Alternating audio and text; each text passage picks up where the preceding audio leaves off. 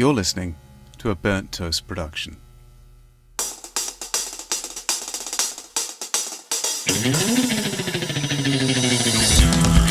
The Terrible Business of Salmon Dusk, written and read by Myke Bartlett.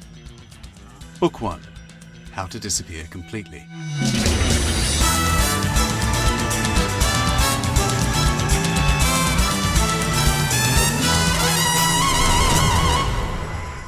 Episode 2. The Puffin Bar has started to fill with the Friday's worth of suits, and the DJ's trendy lounge music has shifted up a couple of notches by the time Josh arrives, his tie loose around an open collar. It's a warm night, sticky with the promise of a storm, and punters are at the bar in t-shirts, sandals, and three-quarter-length trousers. Theo has been there a good hour and is already 2 pints in at the corner table, a bag of dry roasted peanuts open for autopsy. There is a paper sprawled in front of her, with half a dozen job ads circled. Theo isn't qualified for any of them, but that's okay. She has no intention of applying for any of them. Waitressing feels like a narrow escape, and she isn't sure she is really ready to commit to anything else just yet.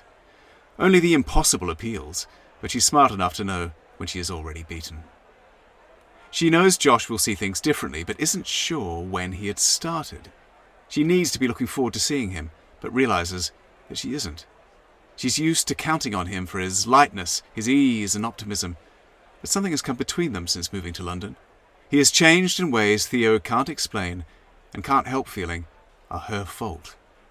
After all, it had been her idea to come, her dream for as long as she could remember. As a child, with the Perth summer at the window, she was craving English drizzle.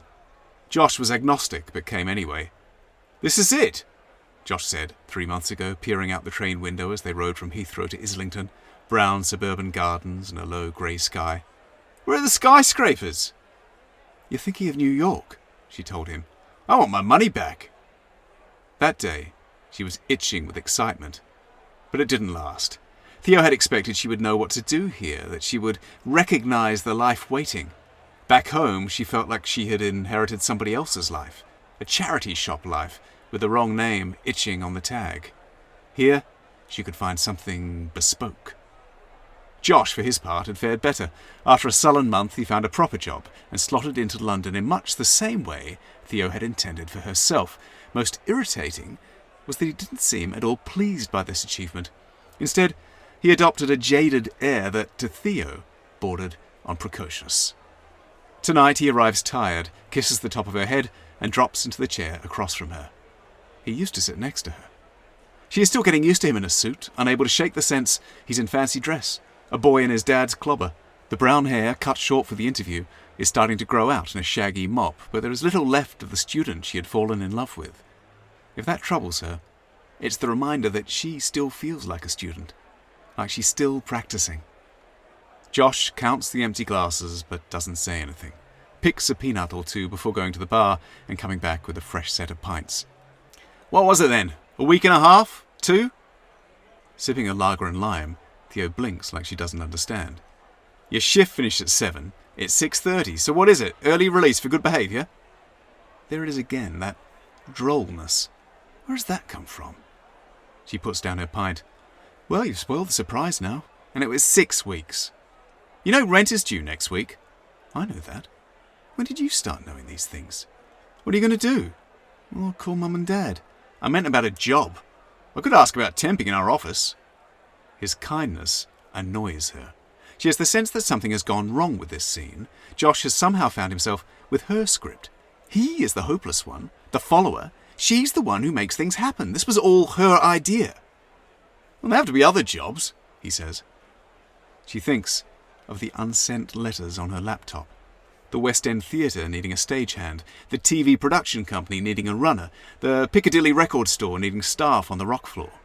She has polished those letters again and again until she is sure it's too late to send them. "I think other people already have them," she says. "I found work." "Yeah, that's not helping."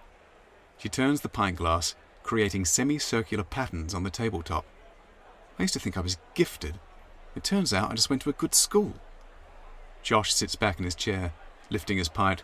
"I feel like there's something I'm good at, something I should be doing, but it hasn't come up yet.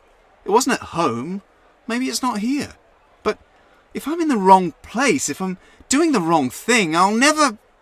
She realises Josh's gaze has slipped over her shoulder to the TV in the corner. Evening soap opera with the sound off. Sorry, are you actually listening to me? He nods, halfway apologetic. I wasn't sure if you wanted me to agree or disagree. I wanted you to listen. Okay, I'm listening.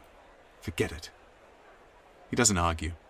She watches him fight the gravity of the screen. The male gaze, immune to everything but TV and cleavage. He looks tired in a way she hasn't seen before, and she wonders about the distance between them. She isn't sure when she last looked at him properly. Are you having an affair? What? His reaction is less than she was expecting. She wonders if that is better or worse. Even now the blue light of the screen flexes in his eyes. Is he making a show of not paying attention? There was a boy this morning. He stopped me in the street and said he could help me with you. With me? He said he could help me find you. He knew my name.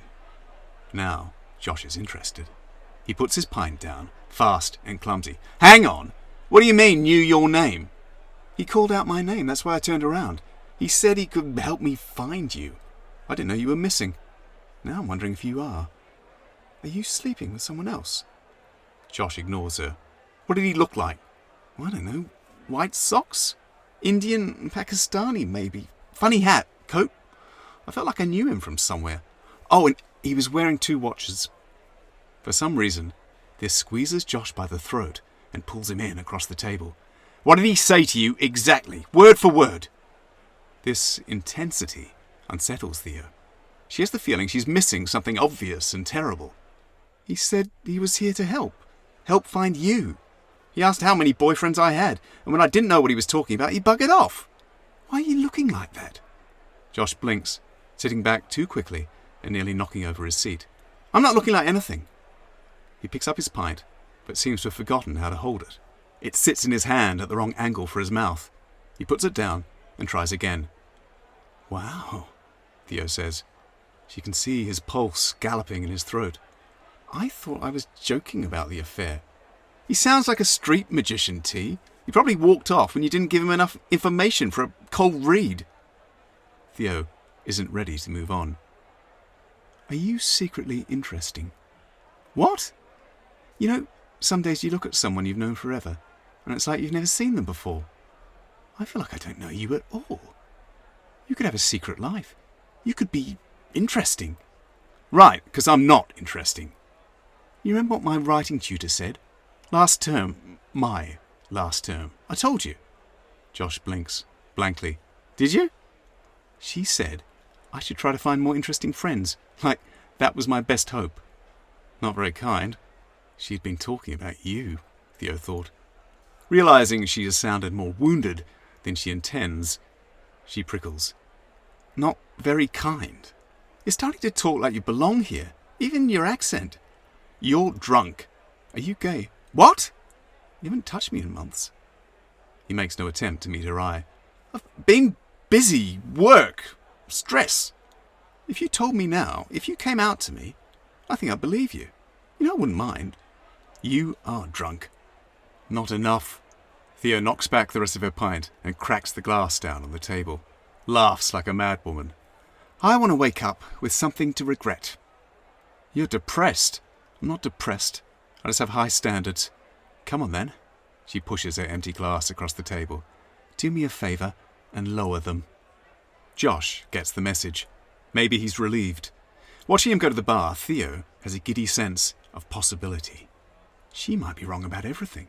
The world might be wrong about her. She isn't a waitress, isn't a temp. So what is she? There it is again. A fissure. A crack in the world that she needs to push until everything collapses. But seeing Josh waiting at the bar, she already feels sorry for him. She realises she's been spoiling for a fight because she needs to prove she's worth one. London has made Josh irritable, but he's rarely angry. When he is, she knows that he cares and that she cares about him. At least, she hopes she does. Right now, she needs to know that more than ever. He brings her another pint. Sorry, she says. I think I'm feeling a bit lost, that's all. It was a pretty shit day. She's giving him a last opportunity for tenderness. It feels a proud, almost pyrrhic kindness. He nods, looking over her shoulder, blue light in his eyes. Pretty shit. The crack closes. Life goes on. Or so Theo thinks.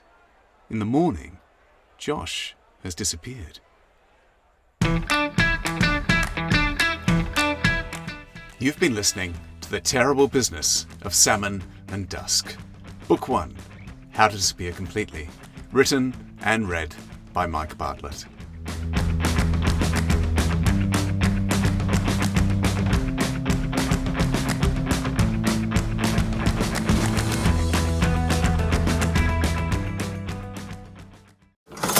You've been listening to a Burnt Toast production.